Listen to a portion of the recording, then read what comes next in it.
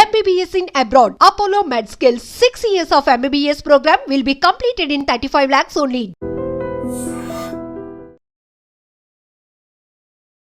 Big breaking ఇది. నల్గొండ జిల్లాలో భారీ అగ్ని ప్రమాదం జరిగింది. అది కూడా ఒకవైపేమో షాప్స్ ఉన్నాయి, ఇంకో వైపేమో హాస్పిటల్ ఉంది. ఆ మధ్యలో ఉన్నటువంటి ఈ మెడికల్ గోదామ్స్ ఏవైతే ఉంటాయో, మెడిసిన్ స్టోర్ చేసే గోదామ్స్ ఏవైతే ఉంటాయో అందులోనే ఒక్కసారిగా మంటలు చెలరేగాయి. అది దగ్గర దగ్గర ఒక 11, 12 గంటల ప్రాంతంలో, అంటే ఈ రోజు మార్నింగ్ 11, 12 గంటల ప్రాంతాల్లో అగ్ని ప్రమాదం అయితే జరిగింది. వెంటనే అగ్నిమాపక సిబ్బందికి సమాచారం ఇచ్చారు. ఎందుకంటే పక్కనే షాప్స్ ఉన్నాయి, అట్లాగే హాస్పిటల్ ఉంది స్పెషల్లీ. సో పేషెంట్స్ ఉంటారు, చాలా మంది ఇన్ పేషెంట్స్ కూడా వస్తూ ఉంటారు, ఐసీయూలో ఉన్నటువంటి పేషెంట్స్ ఉంటారు. కాబట్టి ఆ పక్కనే షాపులు అండ్ హాస్పిటల్ ఉండడంతో వెంటనే అగ్నిమాపక సిబ్బందికి సమాచారం ఇవ్వడంతో అక్కడికి అగ్నిమాపక సిబ్బంది అయితే చేరుకున్నారు. కానీ అందులో వాటర్ లేకపోవడంతో పూర్తిగా స్థానికులైతే వాళ్ళని కొంతమేర అదేంటి, అగ్నిమాపక సిబ్బందికి సమాచారం ఇవ్వగానే అసలు వాటర్ లేకుండా ఎట్లా ఫైర్ ఇంజిన్స్ ఉంటాయి, అండ్ అగ్నిమాపక సిబ్బందికి ఈ వాటర్ లేకుండా అసలు ఎందుకు రావడం అట్లాంటి స్పాట్స్ కి? మీ మీదనే ఆశను పెట్టుకొని ఉంటాం కదా.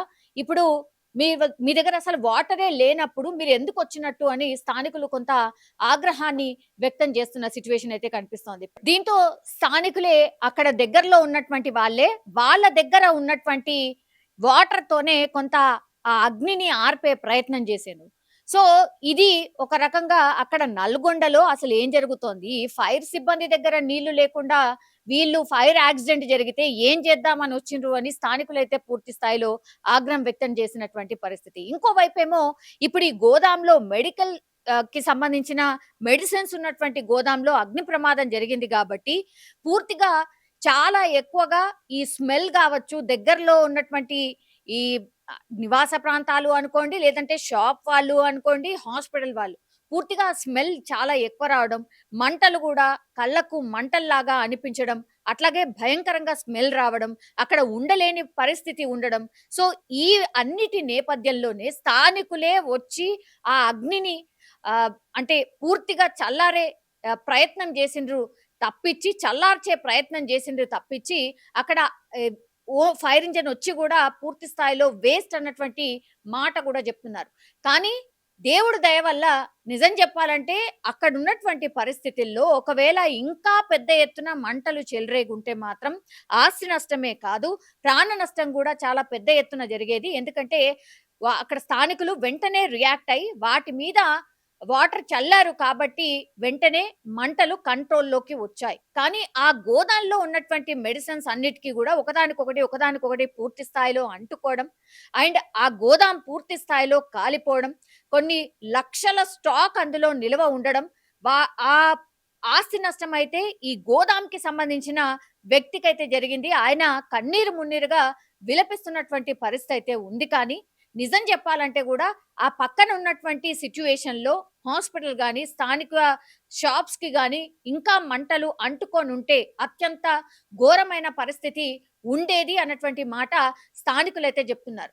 సో స్థానికులు అత్యంత తొందరగా రియాక్ట్ కావడంతో ఇప్పుడు మంటలైతే కంట్రోల్లోకి వచ్చాయి. కానీ ఈ మెడిసిన్ కి సంబంధించిన గోదాంకి ఒక్కసారిగా మంటలు అంటుకున్నాయి కాబట్టి ఇంకేదైనా జరగొచ్చా, ఇంకేమన్నా అవ్వచ్చా అన్న భయాందోళన మాత్రం ఆ చుట్టుపక్కల అయితే కనిపించింది. హాస్పిటల్ సిబ్బంది అండ్ హాస్పిటల్ కి సంబంధించిన యాజమాన్యం కూడా ఎలాంటి పరిస్థితినైనా ఎదుర్కోవడానికి సిద్ధంగా ఉండాలని వెంటనే అలర్ట్ అవ్వడం, ఒకవైపేమో మంటలు ఆర్పే ప్రయత్నం ఒకవైపు జరుగుతోంది, ఇంకోవైపేమో పక్కన ఉన్నటువంటి హాస్పిటల్ ని మరి లోపల ఉన్నటువంటి పేషెంట్స్ ని షిఫ్ట్ చేయాలా, బయటికి తీసుకురావాలా అన్న ఆలోచన కూడా స్థానికులైతే చేసినటువంటి సిచ్యువేషన్ అయితే కనిపిస్తోంది.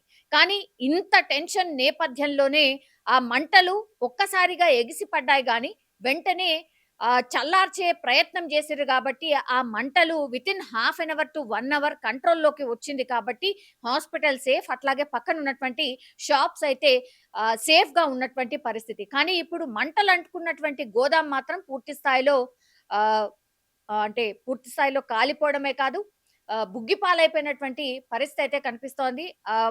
నల్లటి పొగ కావచ్చు, ఆ తర్వాత స్మెల్ వల్ల లోపలికి కూడా వెళ్ళి మంటల్ని ఆర్పే ప్రయత్నం కూడా చేయలేకపోయారు స్థానికులు. అండ్ ఇంకో వైపేమో ఈ ఫైర్ ఇంజిన్ లో వాటర్ లేకపోవడం. సో ఇవన్నిటిని కంట్రోల్ చేసుకుంటూ స్థానికులే పెద్ద ఎత్తున ఆ మంటల్ని కంట్రోల్ చేసుకున్నారు కాబట్టే ఆస్తి నష్టం ఒకటి జరిగింది కావచ్చు గానీ ప్రాణ నష్టం ఆర్ గాయాల పాలైనటువంటి పరిస్థితి అయితే లేదు. అండ్ ఇంకోటి పానిక్ సిచ్యువేషన్ అయితే క్రియేట్ కాలేదు. ఇది కొంతవరకు ఉపశమనం కలిగించేటటువంటి వార్త అనుకోవచ్చు. నిజంగా ప్రస్తుతం ఉన్నటువంటి సమాజం దేనికి ప్రయారిటీ ఇస్తుంది? ఆర్థిక సంబంధాల చుట్టూ మాత్రమే తిరుగుతోంది. మళ్ళీ ఎన్నికలంగానే చాలా విరక్తి కలుగుతున్నాం. మంచి అనిపిస్తుంది కదా, లేడీస్ కూడా ఛాలెంజింగ్ జాబ్స్ చేసినప్పుడు చాలా బాగుంటది. ట్రాఫిక్ అసిస్టెంట్స్ గా నియమించిన ట్రాన్స్జెండర్స్ అందరితో సాల్యూట్ చేయించుకుంటున్నారు. ఫుడ్ డెలివరీ ఇవ్వటానికి వెళ్ళినటువంటి డెలివరీ బాయ్ అనిల్ పై కళ్ళ ముందు